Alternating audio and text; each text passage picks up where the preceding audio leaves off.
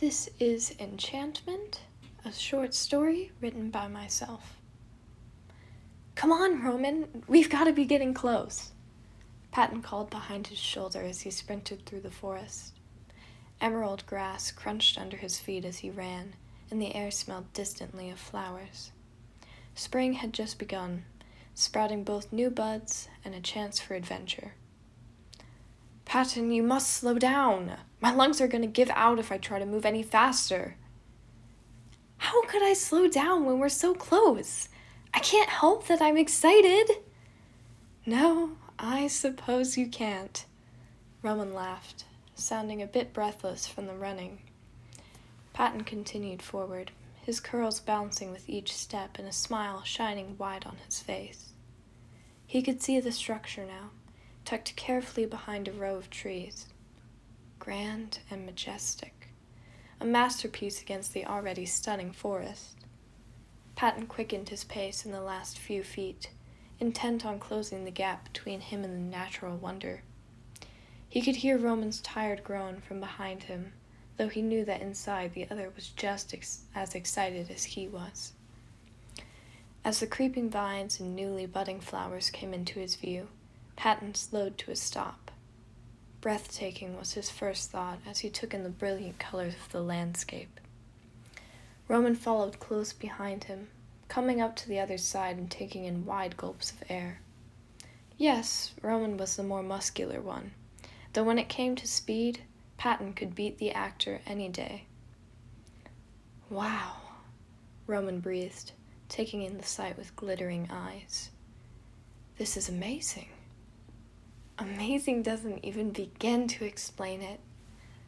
Patton's eyes wandered from the stone walls to the ivy plants that coiled up the structure in an elegant design. Bushels of lavender littered the forest floor, while sun glittered on small puddles of rainwater, still left over from the coming of spring. The place had once been a castle, Roman had told him. It once stood tall, and proud kings and queens had governed the land with power and grace. Over time, nature took its course until the structure was reduced to a pile of ruins, though even then, Patton believed it hadn't lost an inch of its beauty. He was caught off guard as fingers entwined with his own, and Patton glanced up to meet Roman's eyes. Come on, the actor said with a bright smile. Let's get a closer look. Patton didn't need to be told twice. He allowed Roman to guide him through the ruins, under carved archways and through gilded staircases. Roman's hand was warm and gentle in his own, and Patton couldn't keep from smiling at the elation that overtook the other. Roman didn't just beam when he was happy. He glowed. Patton swore he had never seen anything more beautiful in its life. When they had finished touring the entire space, Patton guided them to the center of the castle where the sun shone brightest through the open structure. I have a wonderful idea, he exclaimed, bouncing up and down on his heels. What do you say we play a game? Roman lifted an eyebrow. What kind of game? What do you say to hide and seek? You'll count to 60, and then after I've hidden, you'll come and find me. I see, Roman smirked, pausing as if to consider the idea. He met Patton's gaze, and the corners of his mouth turned up.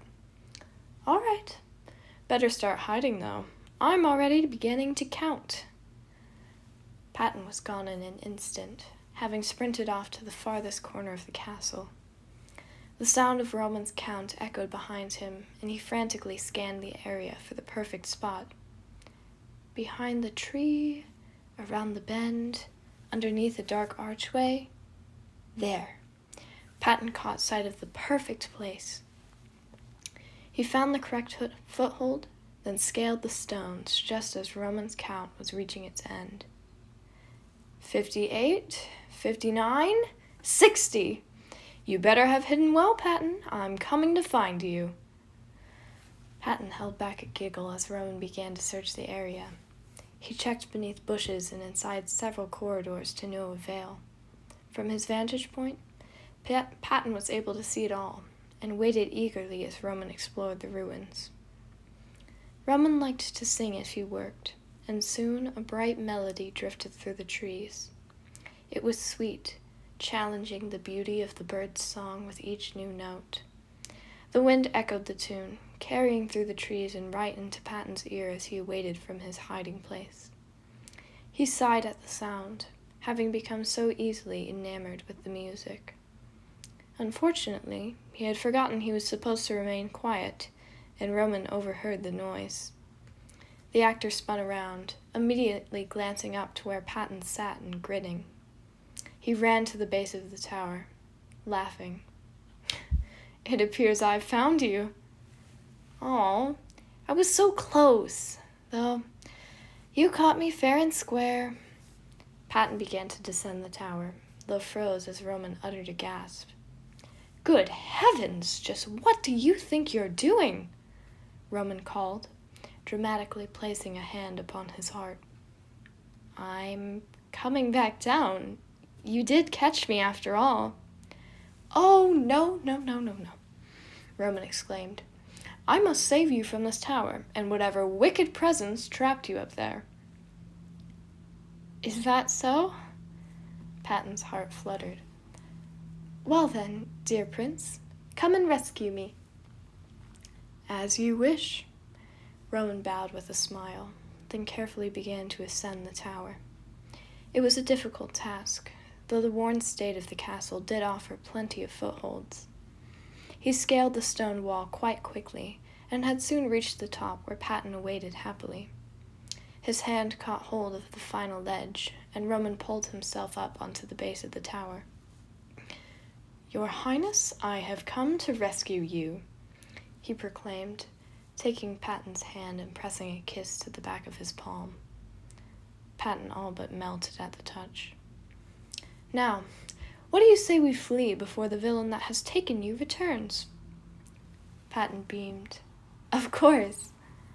His fingers were still entwined with Roman's as he led them down the base of the tower. Within minutes, they were again on solid ground, with the sun shining brightly above.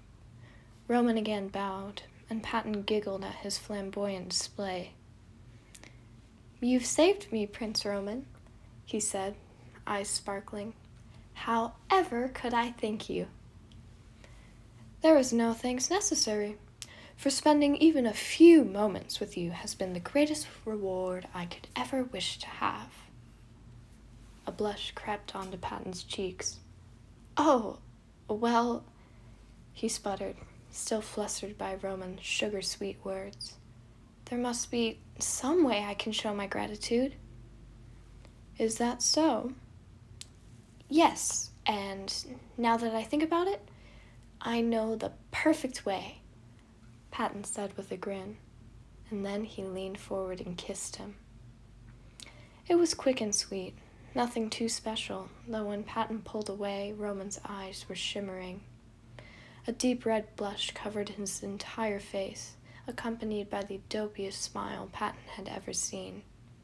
He absolutely adored it.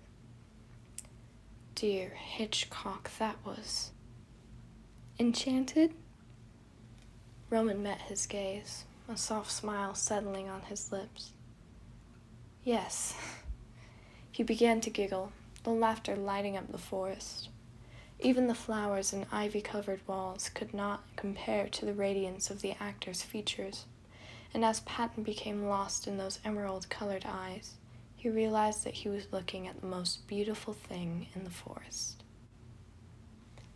This has been Enchantment, a short story written by myself. Thank you so much for listening, and I will see you next time for another story.